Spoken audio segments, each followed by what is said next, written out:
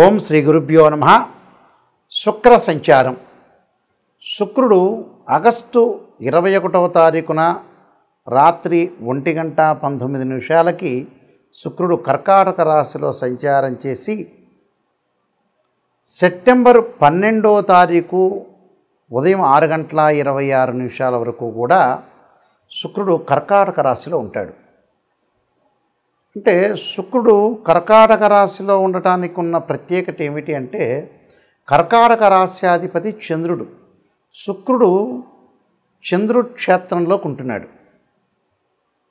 అంటే ఇక్కడ శుక్రుడు చంద్రుడు వచ్చేటప్పటికల్లా ఒక క్షేత్రంలో చేరటం వల్ల శుక్రచంద్రుల యొక్క స్థితి అనేది ఏ విధంగా ఉంటుంది అంటే, ఒక చంద్రుడు క్షేత్రంలో శుక్రుడు ఎంటర్ అయితే ఏ విధంగా ఉంటుంది. చంద్రుడు మనోకారకుడు. మానసికంగా సైకలాజికల్గా డిజార్డర్గా సైకలాజికల్గా విల్ పవర్గా స్ట్రాంగ్గా ఉండాలన్నా బాగలేకపోవాలన్నా చంద్రుడు కారణభూతుడు అవుతాడు. శుక్రుడు సుఖాన్ని సౌఖ్యాన్ని భోగాన్ని కళత్రాన్ని లగ్జరీని ఇచ్చేవాడు శుక్రుడు.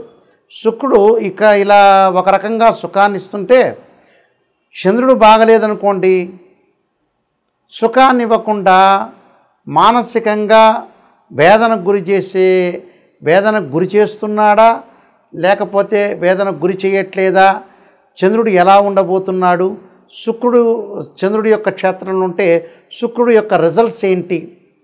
ఎందుకంటే శత్రువు సంబంధించిన గ్రహాలు ఏ విధంగా ఉండబోతున్నాయి, పరస్పరంగా ఆ క్షేత్రంలో ఉంటే శుక్రుడి యొక్క రిజల్ట్స్ ఏంటి.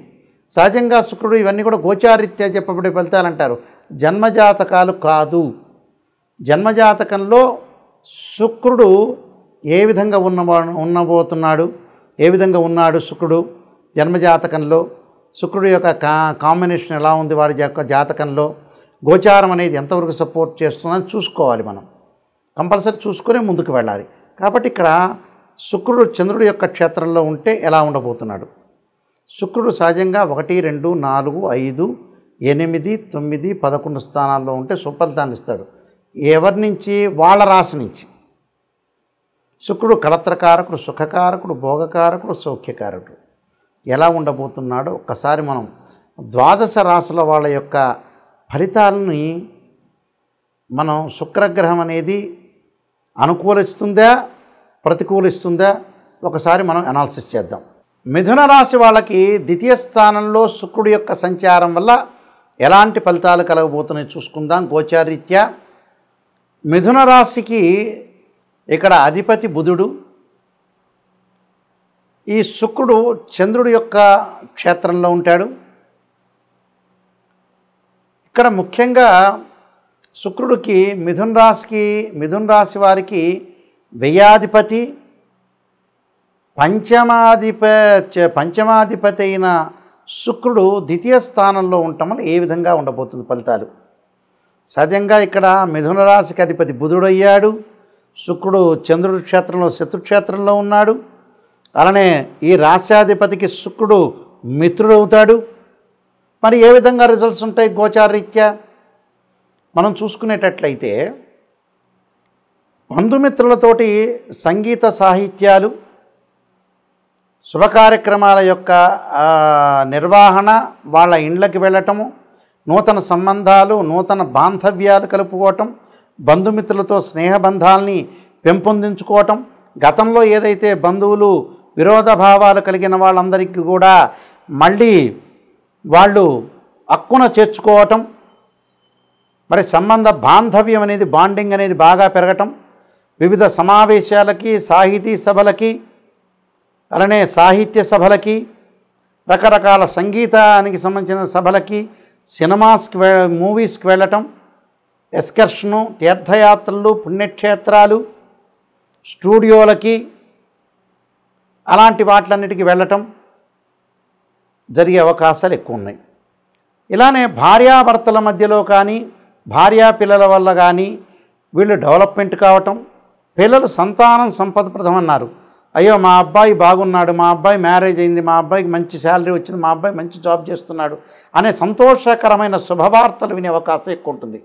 అంటే ఈ నెలలో మైండ్ మెచ్యూరిటీ కూడా బాగా పెరిగే అవకాశాలు ఎక్కువగా ఉంటాయి. అంటే భార్య వల్ల భర్తకి, భర్త వల్ల భార్యకి సుఖ సౌఖ్యాలు కలిగే అవకాశాలు ఎక్కువ ఉంటాయి. అలానే పిల్లల వల్ల కూడా సుఖ సౌఖ్యాలు కలిగే అవకాశాలు ఎక్కువ ఉంటాయి.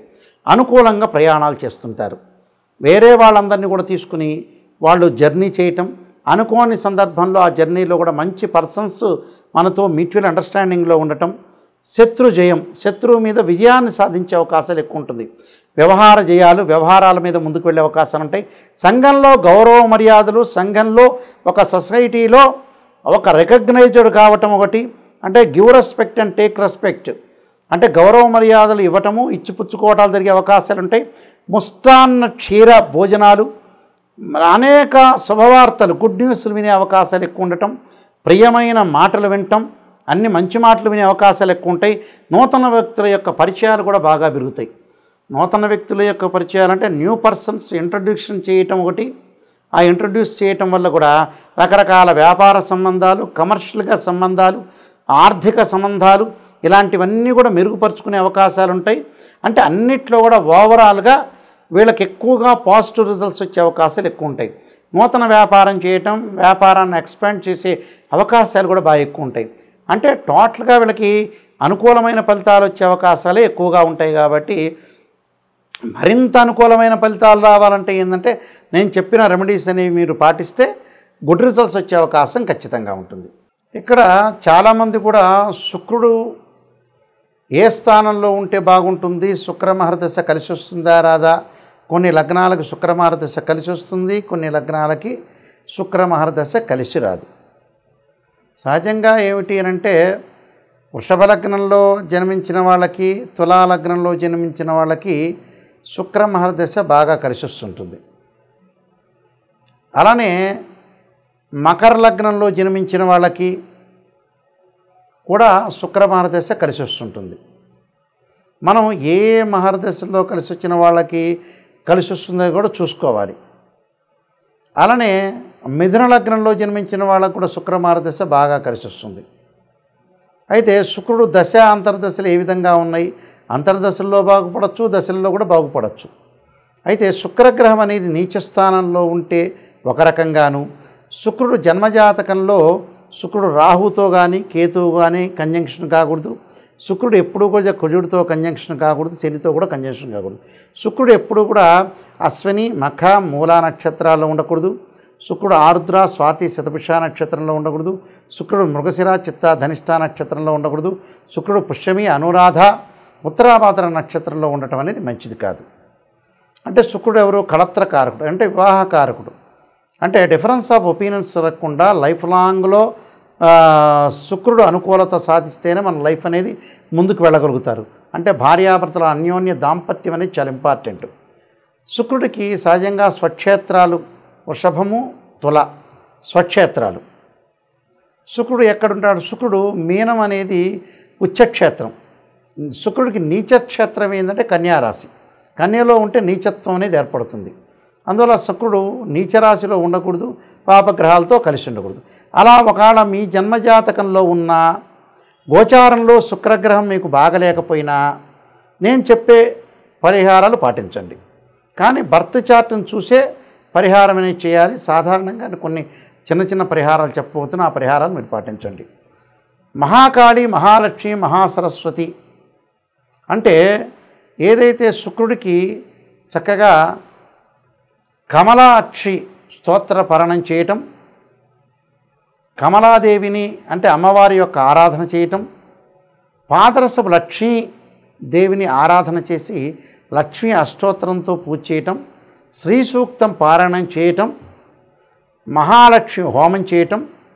శుక్రగ్రహం బాగలేదు, మేము విడిపోతున్నాం, భార్యాభర్తల మధ్యలో బాండింగ్ అనేది లేదు అని అంటే ఖచ్చితంగా భృగుపాస్పదాస్త్ర రుద్రాభిషేకం, భృగుపాస్పదాస్త్ర హోమము, అలానే శుక్ర జపము చాలా ఇంపార్టెంట్. ఇక్కడ 10 శివలింగాలు పెట్టి అభిషేకం చేస్తారు. భృగుపాస్పదాస్త్ర రుద్రాభిషేకం అంటే మామూలుకి చెయ్యరు.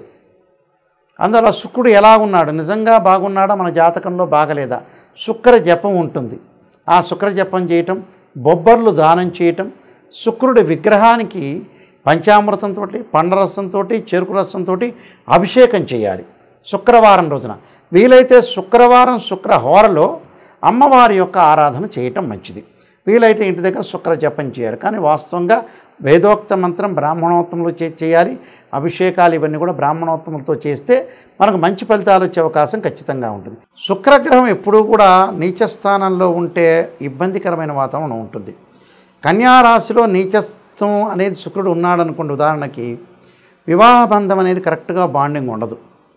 ఏదో రకంగా అరమరికలు, డబ్బు పరంగా ఫైనాన్షియల్ అనేది మన చేజారిపోవటం, అలానే వేరే వాళ్ళతో గొడవలు, అక్రమ సంబంధాలు, స్త్రీ సౌఖ్యం లేకపోవటం, భర్త యొక్క సౌఖ్యం లేకపోవటం, ఇద్దరి మధ్యలో అన్యోన్య దాంపత్యం లేకపోవటం, అనవసరమైన రిస్క్ చేసుకోవటం ఒకటి, వేరే వాళ్ళ విషయాలన్నీ కూడా మన మీద పడటం ఒకటి, అన్న స్త్రీలతోటి యువకులకి పరిచయాలు ఎక్కువగా పెరగటం, ఆ స్త్రీ మూలకంగా వాటి వల్ల భర్త మూలకంగా కొన్ని ఇబ్బందులు కలిగే సూచనలు ఎక్కువగా ఉంటాయి. అలానే శుక్రుడు ఏంటంటే కళలకి ఆరితేరినవాడు, అంటే కళారంగంలో వెళ్ళిన వాళ్ళకు కూడా కొన్ని ఇబ్బందులు కలుగుతాయి. పారిశ్రామికంగా సినిమా పరిశ్రమలోకి వెళ్ళిన వ్యక్తులకు కూడా సినిమాల్లోకి చేరలేకపోవటం, మంచి పాత్రలు రాకపోవటం, డ్రామాలు వేయలేకపోవటం, సంగీతంలో డ్యాన్స్ లాంటి వాటి మీద కానీ, ఏదైతే వీణ కానీ, వైలిన్ కానీ, హార్మోని కానీ, ఏదైతే ఎక్స్ట్రా సంబంధించిన యాక్టివిటీస్ ఉన్నాయో అవన్నీ మనం చేయలేకపోవటం. కళలు చాలా ఇంపార్టెంట్. అది ఆర్టింగ్ కానీ, పెయింటింగ్ కానీ, రైటింగ్ కానీ, ఇవన్నీ కూడా శుక్రుడు యొక్క కారకత్వాలు అంటారు. అంటే మ్యాటర్ స్టేటస్ని రిప్రజెంట్ చేసే ప్లానెట్ ఏంటంటే వీనస్ ప్లానెట్. వీనస్ ప్లానెట్ అనేది స్ట్రాంగ్గా ఉండాలి. ఒక రకంగా గురువు సంతానకారకుడైతే శుక్రుడు కూడా శుక్రకణాలు అంటాం కదా మనం, ఆయన కూడా సంతానాన్ని ప్రసాదించే కారకుడు శుక్రుడు కూడా. కాబట్టి శుక్రగ్రహాన్ని కూడా మనం ఒకసారి చూసుకుని ముందుకు వెళ్ళాలి. సర్వే జనా సుఖినో భవంతు.